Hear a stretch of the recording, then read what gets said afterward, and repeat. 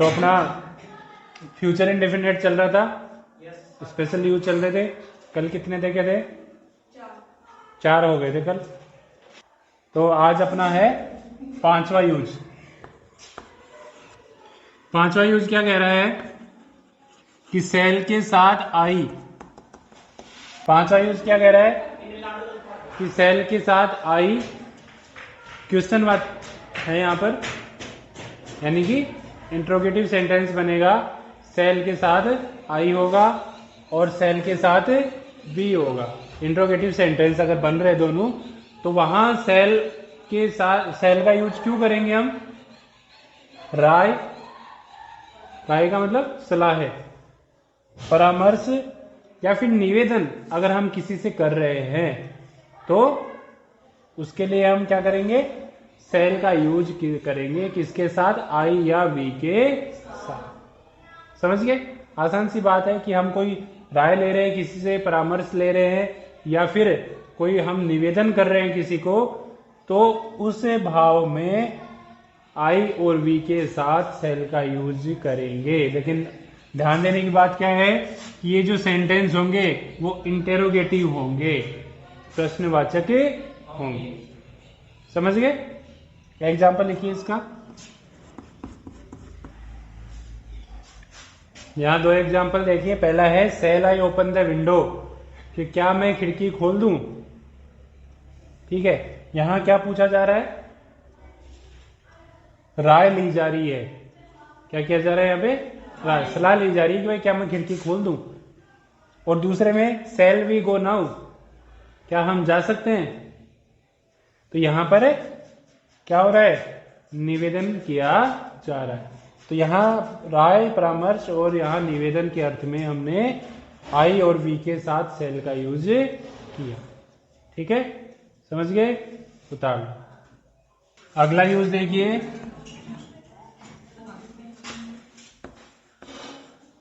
अगला यूज है कभी कभी।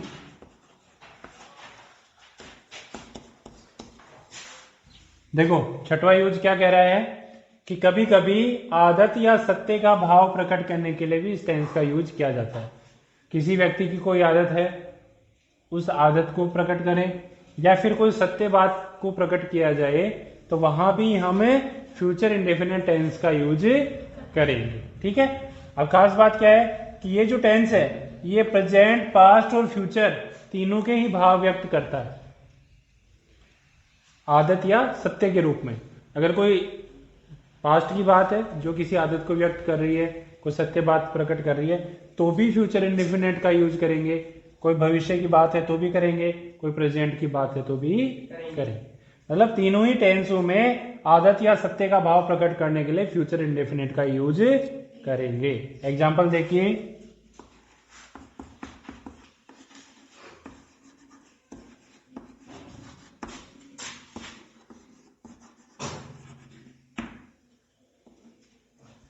मैन विल बी मैन, ये लाइन आपने कहीं सुनी भी होगी, सुनिए क्या? Man will be man, TV पे ऐड आता है, उसमें लाइन आती है मैन विल बी मैन। मतलब आदमी आदमी ही होता है। आदमी सत्य है ना। अब वो आदमी आज ही थोड़ी आदमी बना है, पहले भी आदमी था। मतलब वो पास्ट में भी आदमी था, प्रेजेंट में भी वो आदमी है, और भविष्य में भी वो। मान लो हेमंत है, तो हेमंत आज आदमी है, तो भविष्य में क्या बन जाएगा? आदमी रहेगा। रहेगा कि नहीं रहेगा? या इसके लक्षण कुछ और दिख रहे हैं? आदमी रहेगा ना।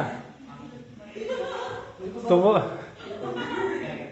भले ये जूड़ा बना ले है, और हाथों में चूड़ियां पहन ले, शाम जी के लेके आए जो, फिर भी आदमी रहेगा।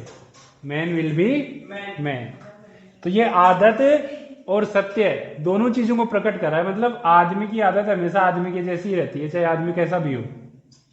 कहीं ना कहीं उसका मैन पावर जो है वो अपने आप ही सामने प्रकट हो जाता है। एटीट्यूड जो उसका है वो हो ही जाएगा प्रकट, ठीक है ना।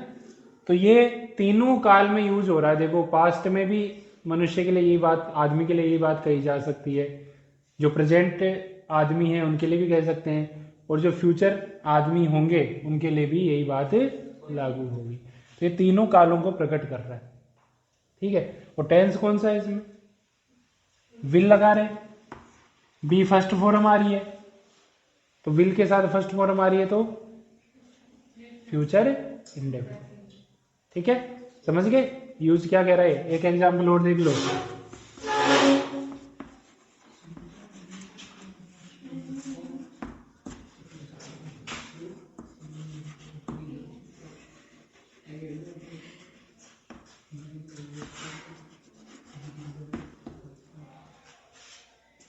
The train will arrive late, कि ट्रेन जो है वो देरी से आएगी। अब ये क्या उसकी आदत को व्यक्त कर रहे हैं, और सत्य है भी मान लो कि अक्सर वो ट्रेन देरी से ही आती है। दूसरा ये सत्य बात है कि भाई ट्रेन लेट आएगी, है ना, इसमें कोई झूठ थोड़ी होगा।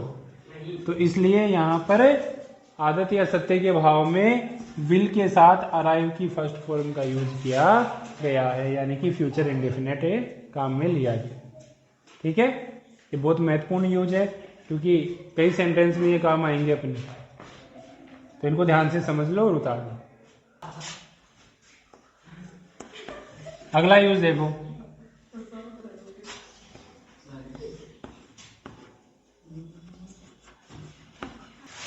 देखो सातवां यूज क्या कह रहा है, probably, I expect, sure, think, don't think और आई वंडर, ऐसे शब्दों के साथ भी विल का यूज करेंगे। विल का यूज करने का मतलब है कि वहां भी फ्यूचर इंडेफिनिट टेंस होगा। एग्जाम में कोई सेंटेंस आ जाए जिसमें ये शब्द दे हुए आ रहे हैं अगर, तो इसका मतलब वहां कौन सा टेंस करना है, फ्यूचर इंडेफिनिट करना है। और फ्यूचर इंडेफिनिट करने का मतलब है विल लगा के वर्ब की फर्स्ट फॉर्म में लगाना। समझ गए। एग्जाम्पल देखिए, देखो दो एग्जाम्पल हैं। पहला एग्जाम्पल कह रहा है कि I wonder what will happen now, तो यहां वंडर का यूज हो रहा है, आई वंडर का यूज हो रहा है। तो आई वंडर के लिए हमने क्या कर दिया, यहाँ पे विल का यूज कर दिया, ठीक है। दूसरे में I don't think the paper will be hard, तो यहां पर डोंट थिंक आ रहा है, तो डोंट थिंक आने की वजह से हमने यहाँ विल का यूज किया है, यानी कि इन दोनों ही टेंसों में हमने फ्यूचर इंडेफिनिट का यूज किया। किसके कारण, यहाँ आई वंडर आने के कारण, यहाँ डोंट थिंक आने के कारण, ठीक है। उतार लो। अगला यूज देखो भाई, सामान्यतया। देखो आठवां यूज क्या कह रहा है, ये बहुत ही मोस्ट यूज है, तो ध्यान से देख लेना। सामान्यतया विल का यूज फ्यूचर बताने के लिए होता है, मतलब विल का यूज कहां करेंगे, फ्यूचर टेंस में करेंगे, ठीक है। लेकिन कभी कभी क्या होता है कि विल का यूज हम प्रेजेंट में भी कर लेते हैं, यानी कि अभी की बात करने के लिए, नाउ प्रेजेंट की बात करने के लिए भी हम विल का यूज करते हैं, ठीक है। तो ये बहुत मोस्ट चीज है कि बात हम फ्यूचर, वर्ब हम फ्यूचर की ले रहे हैं, लेकिन बात कब की कर रहे हैं, प्रेजेंट की कर रहे हैं, अभी की कर रहे हैं। तो एक अलग ही कॉम्बिनेशन यहाँ बन रहा है। तो इसलिए ये मोस्ट बता रहा हूं मैं कि इसको ध्यान से समझ लेना कि कभी कभी हम इसका यूज अभी के लिए भी करते हैं। जैसे एग्जाम्पल देखिए, देखो एग्जाम्पल क्या कह रहा है अपना, don't call him he will be busy, उसे फोन मत करो वो क्या होगा, व्यस्त होगा। कहने को तो फ्यूचर है, होगा, लेकिन फोन कब कर रहे हैं, अभी तो कर रहे हैं, अभी कर रहे हैं, तो बिजी कब होगा, अभी फोन कर रहे हैं तो बिजी भी अभी होगा। ये तो बात हुई ना कि भाई फोन अगर अभी कर रहे हैं तो बिजी भी अभी होगा, लेकिन अभी की बात करने के बावजूद भी हम यहां पर विल का यूज कर रहे हैं। इसलिए कुछ ऐसी परिस्थितियां हो जाती हैं जहां पर हम विल का यूज प्रेजेंट के लिए या अभी की बात के लिए भी करते हैं, ठीक है। समझ गए, उतार लो।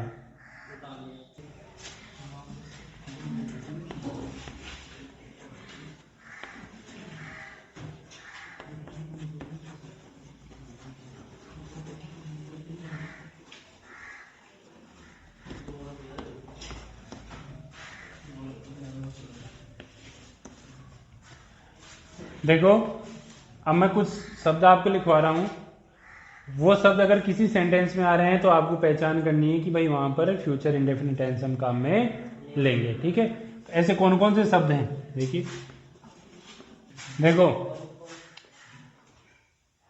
इस टेंस के जो वाक्य होंगे उनमें समय सूचक शब्द आएंगे। कुछ कौन कौन से आएंगे, जैसे टुमारो हो सकता है, next day, next week, next month या next year, in a few days, never, always, जैसे बहुत सारे समय सूचक शब्द इस टेंस के वाक्यों में आएंगे। अगर ये वाक्य आपको कहीं भी सेंटेंस में दिख रहे हैं तो इसका मतलब आपको वहां पर फ्यूचर इंडेफिनिट टेंस करना है। ठीक है, समझ गए? तो फ्यूचर इंडेफिनिट अपना कंप्लीट हो गया। कल अगला टेंस रहेगा अपना कंटिन्यूस, फ्यूचर कंटिन्यूस। ठीक है, उतार लो इसको।